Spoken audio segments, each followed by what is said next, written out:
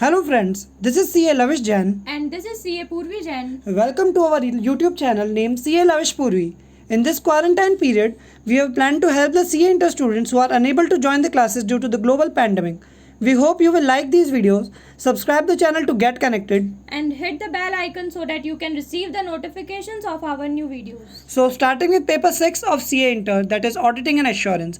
In these videos, we will be going chapter wise as per the material provided by the ICAI. But if there is any linkage from the succeeding chapter, then we will cover that part of the chapter first so that you can have a better understanding of the subject. Starting with chapter number 1, Nature, Objectives and Scope of Audit. This chapter is of 41 pages including the summary of 1 page and question answers of 4 pages provided by the institute including MCQs which we will discuss at the end of the chapter. Coming to the first topic of the chapter, meaning and definition of auditing. Audit means independent examination of the financial information. Now independent examination का मतलब हुआ कि जब auditor audit perform कर रहा है तो उसको इंडिपेंडेंट रहना है, मतलब कि वो इन्फ्लुएंस नहीं होना चाहिए किसी भी पर्सन के थ्रू, और वो प्री कंडीशन माइंड के साथ ऑडिट परफॉर्म नहीं कर रहा हो, क्योंकि उसको एक तरीके से इंडिपेंडेंट होके without knowing that what is going to be in the financial information of the entity, तो उसको उस अकॉर्डिंगली इंडिपेंडेंट होकर ऑडिट परफॉर्म करनी है. तो उस अब ये जो ऑडिट वो परफॉर्म करेगा वो किसी भी एंटिटी की परफॉर्म कर सकता है, whether it is a profit oriented और a non profit oriented, irrespective of the size and legal form also.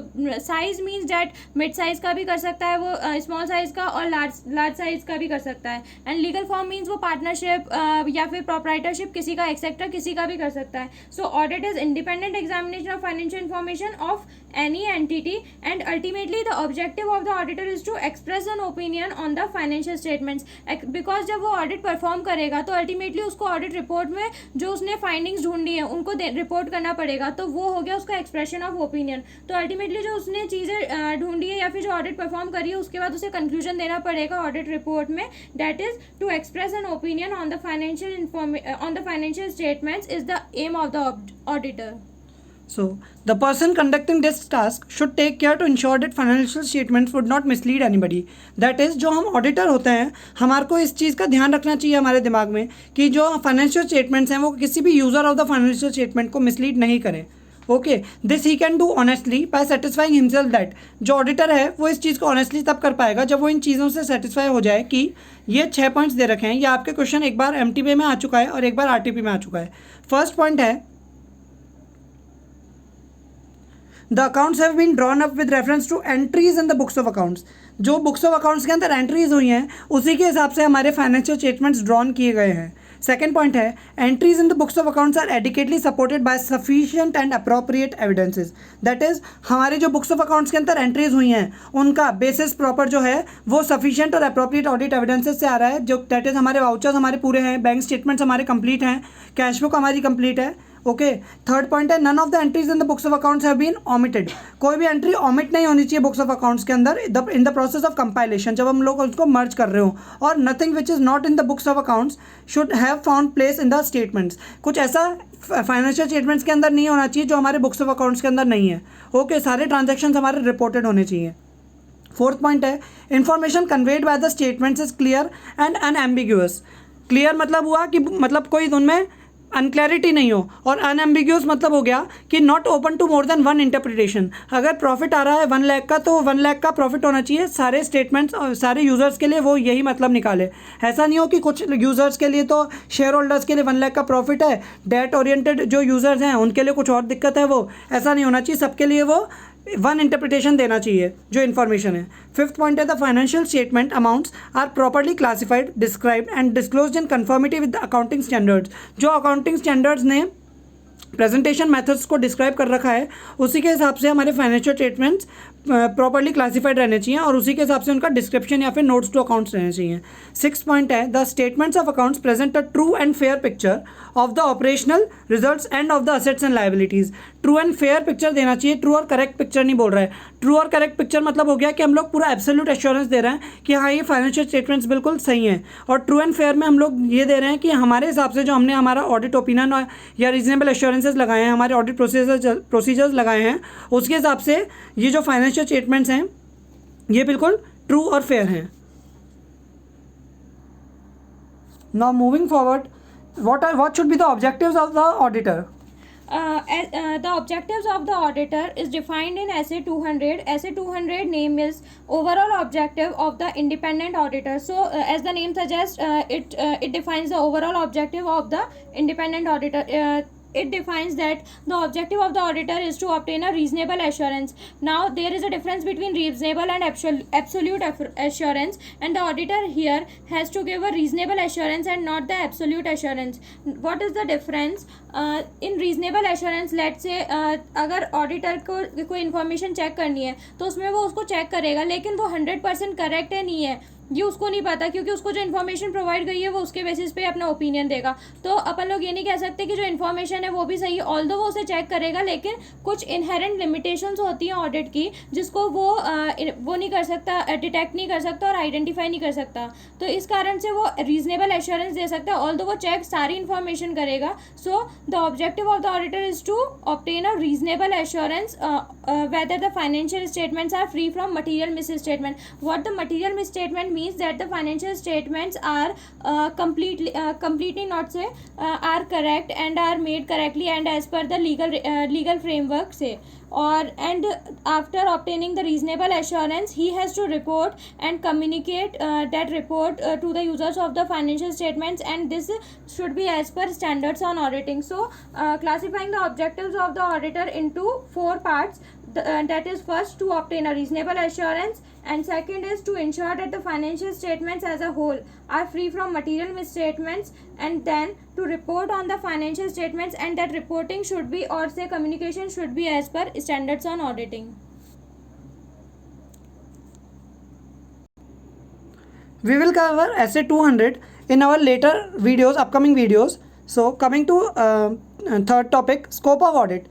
इस टॉपिक को हमने हमारे इंपॉर्टेंट क्वेश्चंस की लिस्ट के अंदर, वीडियो की लिस्ट के अंदर हमने इसको इंपॉर्टेंट मार्क कर रखा है.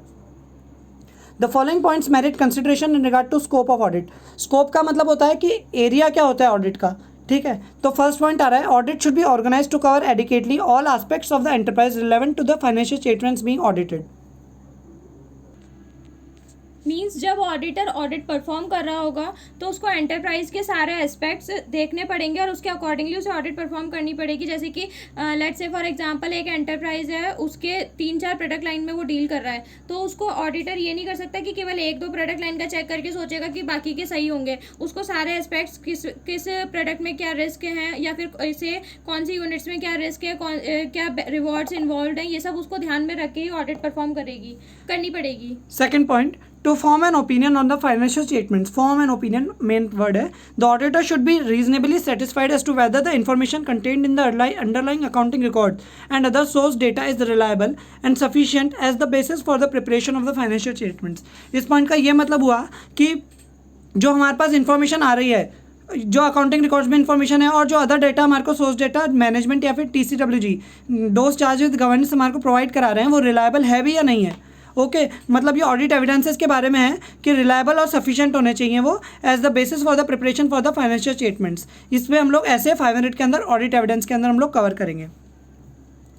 थर्ड पॉइंट आ रहा है, in forming his opinion the auditor should also decide whether the relevant information is properly disclosed in the financial statements subject to statutory requirements where applicable. जो रेलेवेंट इन्फॉर्मेशन हमारे financial statements के अंदर disclose की जानी चाहिए थी वो disclose की भी गई है या नहीं की गई है as per the statutory requirements where applicable. जहाँ पर कोई लॉ ने प्रिस्क्राइब कर रखा है कि ये चीज़ें आपको अपने फाइनेंशियल स्टेटमेंट्स में दिखानी है, तो हमने वो चीज़ भी शो कर रखी है या नहीं कर रखी है. फोर्थ पॉइंट आ रहा है, the auditor assesses the reliability and sufficiency of the information contained in the underlying accounting records and other source data bye. ये रिलायबिलिटी और सफिशिएंसी ऑडिटर कैसे असेस करेगा? By making a study and evaluation of accounting system and internal control. वो accounting system को और जो उस company का या फिर फर्म का या फिर उस लीगल एंटिटी का अकाउंटिंग सिस्टम है उसको देखेगा और इंटरनल कंट्रोल्स जो मैनेजमेंट ने प्लेस कर रखे हैं उनको देखेगा. And carrying out other tests and inquiries and other verification procedures of accounting transactions and account balances as he considers appropriate in the particular circumstances. वो tests करेगा, inquiries करेगा मैनेजमेंट से और उनके एम्प्लॉयज़ से, other verification procedures लगाएगा इन चीज़ों को चेक करने के लिए कि रिलायबल जो इन्फॉर्मेशन उसके सामने प्रोड्यूस की गई है वो रिलायबल और सफिशिएंट है भी या नहीं है. Fifth point, the auditor determines whether the relevant information is properly disclosed in the financial statements अब जो रेलेवेंट इन्फॉर्मेशन है वो प्रॉपरली डिस्क्लोज की गई है फाइनेंशियल स्टेटमेंट्स में या नहीं कर गई है, तो वो उसको चेक करेगा comparing with the financial statements with the underlying accounting records and other source data. Books of accounts के अंदर हमारे पास कैश बैलेंस आ रहा है 500 रुपीज़ का, फाइनेंशियल स्टेटमेंट्स की बैलेंस शीट में हमारे पास कैश बैलेंस आ रहा है 5 लाख रुपीज़ का। कंपेयर करने से हमारे को डिफरेंस प्रॉपर मालूम पड़ रहा है। To see whether they properly summarise the transactions and events they recorded therein, इसका मतलब कुछ लैग है उन दोनों के बीच में। Second point,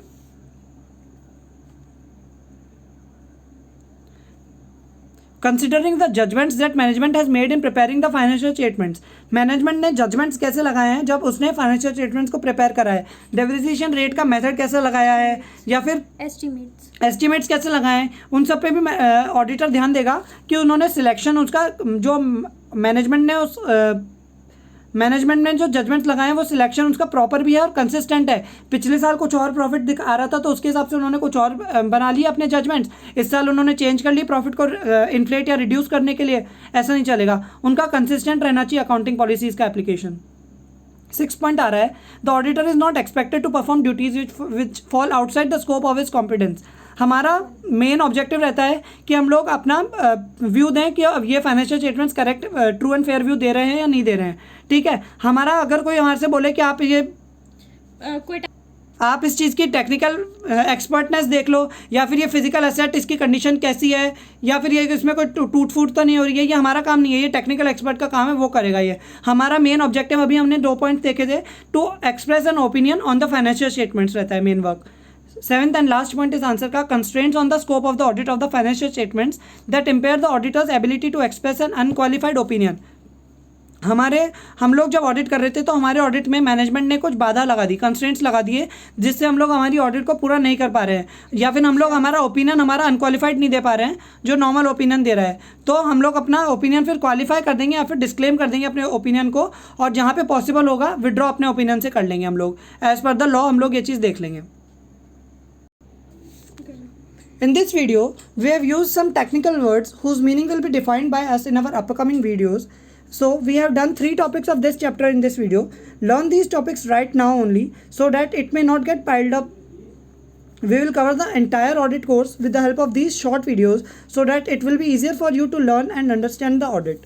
Please guys, give your honest reviews about whether you like this video and what are the areas where we can improvise our video. Like the video and subscribe the channel and share it with your friends too. Study hard and make your parents feel proud. Jai Jinendra.